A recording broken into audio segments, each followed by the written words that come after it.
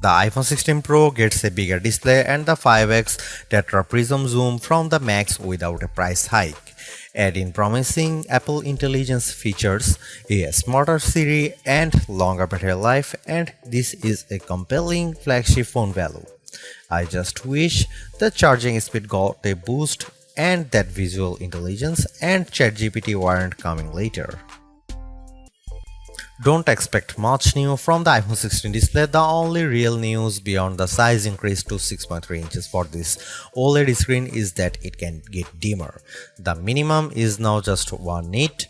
I put the two phones side by side in a dark room and I noticed the difference immediately. What's the benefit? You can use your phone in bed without disturbing your partner, and if you are using standby mode, the iPhone 16 Pro won't be as bright when you are using it overnight as an alarm clock. Otherwise, you get the same 120Hz refresh rate on this Pro Motion display and the same max brightness. Apple claims a peak brightness of 2000 nits outdoors and 1600 nits for HDR content. We simulate outdoor conditions with a flashlight and the iPhone 16 Pro reached 1553 nits. That's higher than the Galaxy S24 Ultra but way behind the Google Pixel 9 Pro. Apple has added a new button to the iPhone 16 Pro, but it's not technically a button. The camera control is a recessed capacitive switch that provides haptic feedback. Press once to launch right into the camera and press again to snap a photo. It's simple and works well in landscape and portrait mode. I found it easy to launch straight into the camera and I like that you can press and hold the camera control to record a video. Though, if you take your finger off the button, the video stops. I wish you could customize that. The camera control has a lot of tricks, including the ability to zoom in and out by sliding your finger left and right on the button, and a soft double press launches a mini menu. You can scroll through to tweak things like exposure, depth, and choose photographic styles. There's a learning curve to camera control, but I'm glad that it's an option. Plus, this frees up the action button on the left side of the iPhone 16 Pro for programming other shortcuts. The iPhone 16 Pro has a few key upgrades that I appreciated during my testing. There's a sharper 48MP ultra-wide camera, a faster 48MP main fusion camera with zero shutter lag, and the 5x tetra prism zoom borrowed from the Pro Max series.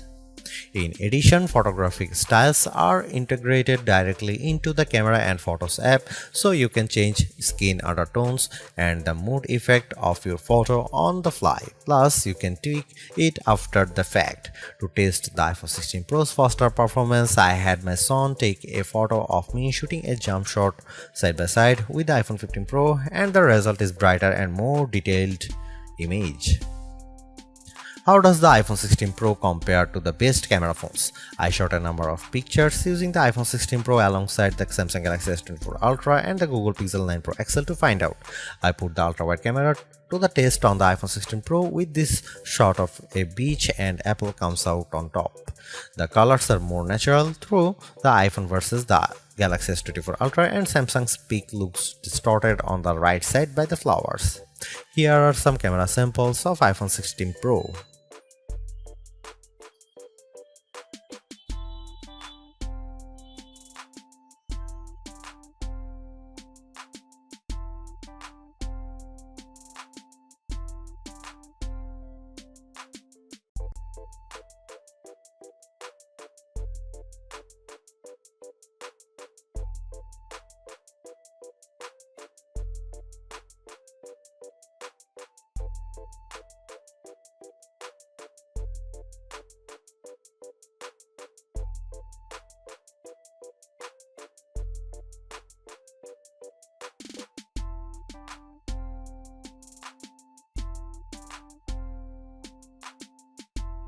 Hey Siri, are you smart yet? Apple Intelligence isn't officially coming to the iPhone 16 series until October, but I was able to try out some of this feature ahead of its official launch as part of the iOS 18.1 developer preview. Writing tools can be fairly helpful. I used it to summarize a long note in the Apple Notes app and it came up with a useful summary. I also had fun with writing tools trying to rewrite an email I purposely wrote in a rude tone, choosing the professional option, and the result was indeed closer to what I would usually send. I also used Apple Intelligence to look up how to do various things on the iPhone and get back step-by-step instruction for how to screen record on your iPhone, so you'll definitely spend less time looking up how to at online. On the Photos front, my favorite Apple Intelligence feature is Memory Movie. You can give the Photos app a prompt like a beach memories through the years with an upbeat soundtrack, and you will see the AI go to work sifting through all your photos and videos, and the end result was pretty satisfying, fittingly ending with a sunset peak. While it's overdue, I appreciate that the iPhone 16 Pro has a clean up button, which is basically Google's magic eraser on iOS. Apple's version of this feature is smart enough to identify objects or subjects you might want to remove, and it works quickly. But the feature struggled in some cases to completely erase what I didn't want in the frame. Siri is definitely the biggest upgrade with Apple Intelligence. It's a lot more conversational and forgiving of mistakes as we speak. For example, I was able to correct a timer from 10 minutes to 5 minutes on the fly and Siri got it right. The new Siri in Apple Intelligence is also better with follow-up questions. For example, I could ask about the weather today and then say, how about the rest of the week? And I got an extended forecast. Siri was also smart enough to answer who do the Yankees play next and what are the odds in succession, though it couldn't tell me who the starting pitcher was. I got several links instead. Another plus is that you can talk to Siri just by typing. You tap the bottom of the iPhone 16 Pro to enter your query, which comes in handy when you can't talk. Siri is definitely getting better, but it doesn't have that wow factor that you will experience with Gemini Live Voice or GPT-40 Voice, where it feels like you are having a real conversation with a chatbot. The iPhone 16 Pro packs Apple's new A18 Pro chip built on 2nd generation 3nm tech as well as 8GB of RAM. Based on our testing, it is indeed the fastest chip around, but not on every test. When I played Resident Evil Village, I was scared as I made my way down a snowy path and stumbled upon some dead birds. The graphics are console grade. I also got to play the Infinity Nikki game, which was in beta, and the lighting and water effects were very impressive. On Geekbench, which measures overall performance, the iPhone 16 Pro is 50% faster than the Galaxy S24 Ultra's Snapdragon 8 Gen 3 chip on single core and 15% higher on multi-core performance. The Pixel 9 Pro series is well behind. To test video editing performance, we use Adobe Premiere Rush and time how long it takes to transcode a 4K clip to 1080p. The new iPhone 16 Pro needed just 21 seconds, which is twice as fast as the S24 Ultra. On the graphics front, the iPhone 16 Pro features a 6-core GPU compared to 5 cores for the regular iPhone 16 models. Apple says you should get 20% faster performance than the iPhone 15 Pro.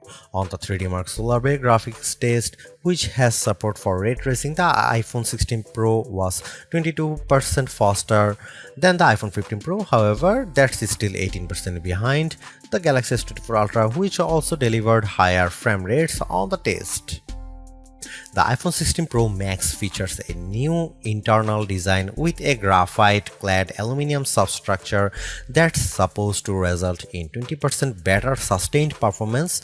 To test this claim, we ran the 3D Mark Wildlife stress test for 20 minutes. The iPhone 16 Pro turned in a stability score of 66%.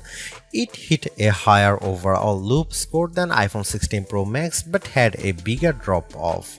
The Galaxy S24 Ultra's score was worse at 60.4%.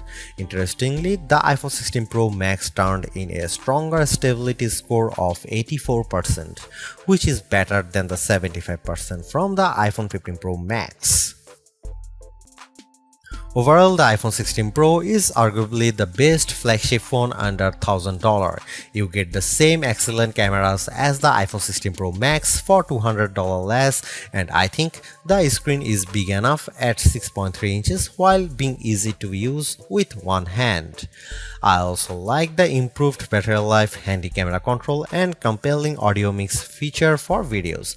The Apple Intelligence capabilities such as writing tools, the new Siri, and cleanup show promise, but some of the more exciting features like ChatGPT integration, image playground, and the Google Lens like visual intelligence are coming later.